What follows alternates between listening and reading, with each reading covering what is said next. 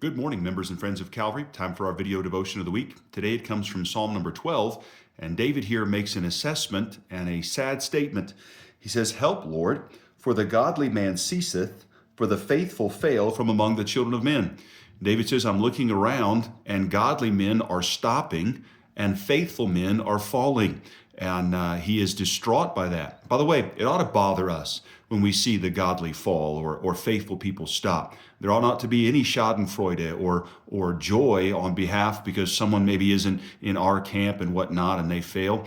No, if they're a believer and they ceased to be faithful, they ceased to be godly, that ought to break our hearts and disturb us.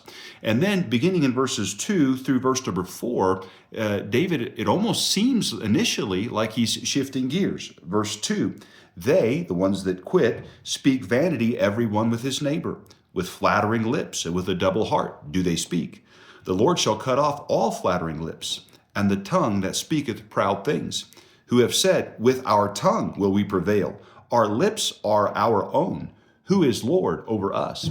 And so then he goes on to explain that the characteristic that the people who quit have in common, the godly that cease, the faithful that fall, the characteristic is they say the wrong things and they listen to the wrong things. Most of what they say or listen to also is very prideful, very arrogant. A double heart do they speak, flattering lips, speaking proud things. Our lips are our own. Who is Lord over us?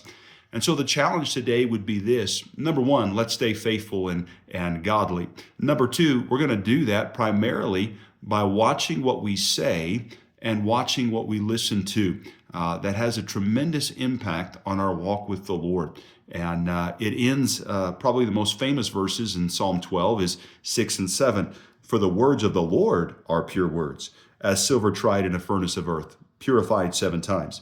Thou shalt keep them, O Lord, thou shalt preserve them from this generation forever.